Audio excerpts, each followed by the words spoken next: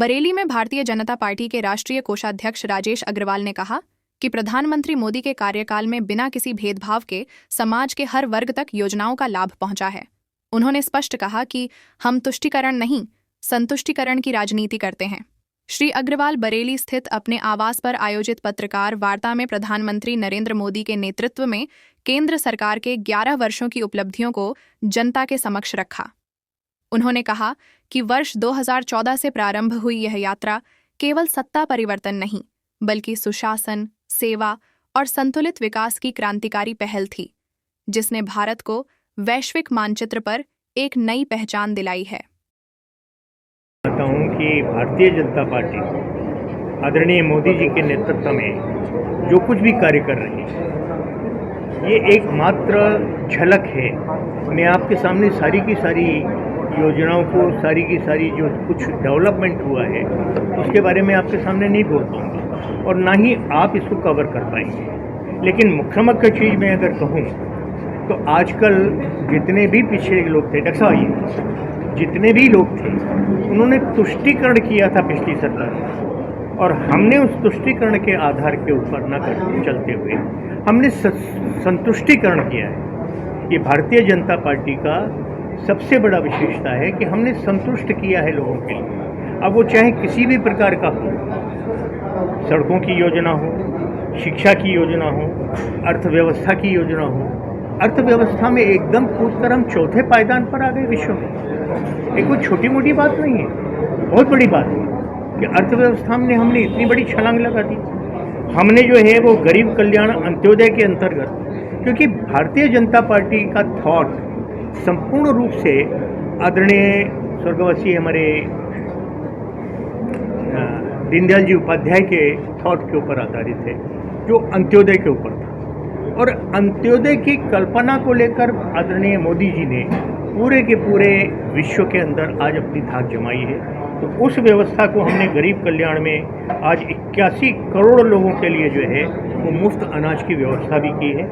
हमने स्वच्छता और आवास के अंदर भी जो है वो 12 करोड़ लोगों के लिए जो है वो शौचालय का निर्माण किया है। 15 करोड़ लोगों के लिए पानी की व्यवस्था टोटी से सीधे या हैंडपाइप से उनको जो मिलने की थी, जहाँ पानी नहीं मिलता था, उसकी व्यवस्था की है। मेरी सरकार ने लगभग 4 करोड़ लोगों के लिए आवासीय व्यवस्था की है। अब आपको बड़ी आसानी से कहीं कोई झुग्गी झोपड़ी पड़ी हुई आसानी से नहीं मिलेगी, अभी रह गए हैं। अभी इसकी संख्या और बढ़नी है, धीरे धीरे बढ़ेगी।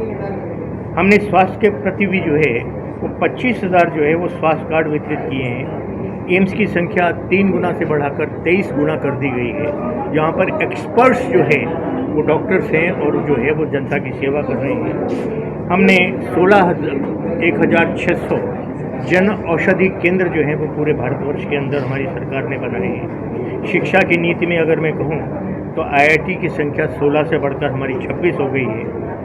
6500 सीटें इसके अंदर जो है हमने नई बनाई हैं। हमने OBC वर्ग में आज अभी मैं देख रहा था, इसलिए मैंने मेंशन किया है कि कांग्रेस के वरिष्ठ अध्यक्ष जी ने जो है वो कहा कि इनके यहाँ तो SC OBC नहीं है।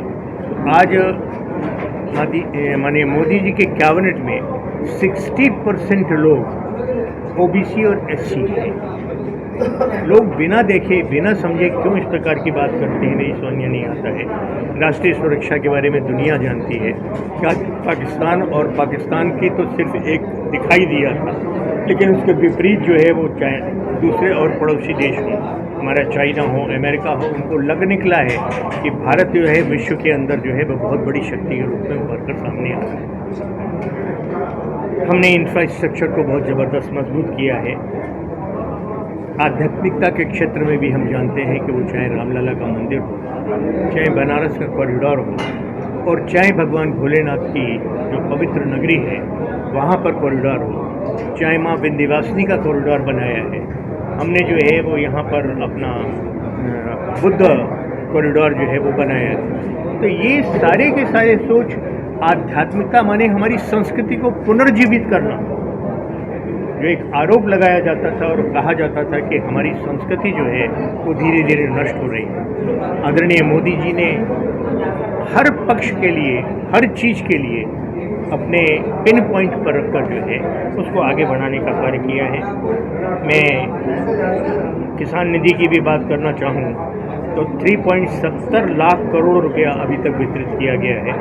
25 करोड़ लोग, अभी आया था माननीय मोदी जी का कि 25 करोड़ लोग गरीबी की रेखा से ऊपर आकर आज अपना जीवन यापन कर रहे हैं। सर, आपने कहा कि संतुष्टिकरण की राजनीति हो रही है, तुष्टिकरण की नहीं हो रही है, सबको एक समान अधिकार मिल रहा है। आप ही के गृह जनपद से मौलाना लगातार बयानबाजी कर रहे हैं, वो कह रहे हैं मॉब लिंचिंग हो रही है, मुसलमानों पर अत्याचार हो रहे हैं, उसके विरोध में धरना करेंगे, प्रदर्शन करेंगे। मैंने तो एक कहावत सुनी है, अकेला चना कभी भाड़ नहीं फोड़ता।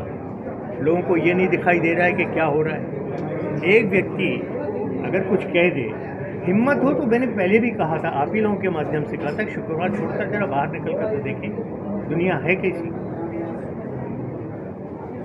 दुनिया के बारे में पता लग जाएगा। और अगर वो कह रहे हैं तो उनको ये भी समझ में आता है कि बाकी मौलाना लोग आज क्या कह रहे हैं। अनेकानेक लोग कह रहे हैं, तो अपना अपना कहने का नज़रिया है। कोई सफ़ेद देखता है, कोई काला देखता है, जिसकी जिस प्रकार की भावना होती है। हमारे यहाँ तो कहा गया है ना, जाकी रही भावना जैसी।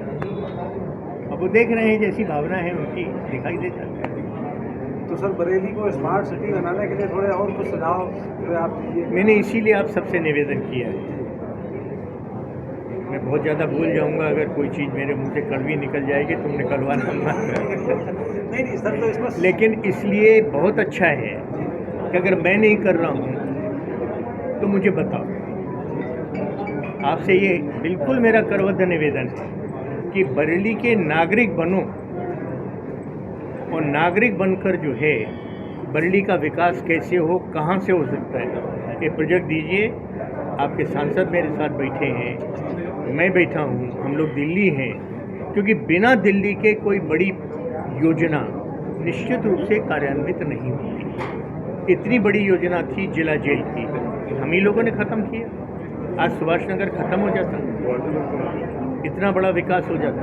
ये जितने भी यहाँ पर जो है वो मल्टी स्टोरी बिल्डिंग बना दी गई, पार्किंग के नाम पर कुछ नहीं हो सकता। यहाँ कौन पार्किंग करेगा, आपको तो खाने जाओगे आप। जो है वो जो इस तरह शहर का वो हो रहा है, एक नियम है कि सड़कों को चौड़ा करो, और हमारे यहाँ क्या है, हाँ, हमारे यहाँ कब्जा करो। आप खटिया डालकर जो है डिवाइडर के ऊपर सो जाइए।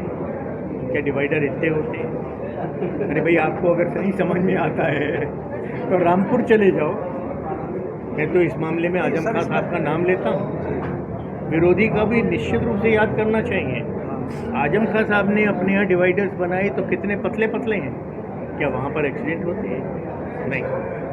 हमारे यहाँ बड़े बड़े गमले रखे हैं। सर, शहर के नागरिकों से जो सुझाव आपने मांगे हैं, तो इसके लिए कोई एक नंबर या ईमेल आईडी को जारी कर दीजिए। मेरा व्यक्तिगत, मेरे उसके ऊपर कुछ भी डाल दीजिए और बता दीजिए कि हाँ हमने डाल दिया। मैं ज़रा आलसी आदमी हूँ, बूढ़ा आदमी हूँ भैया। और बताएं भाई, हैं तो मैं धन्यवाद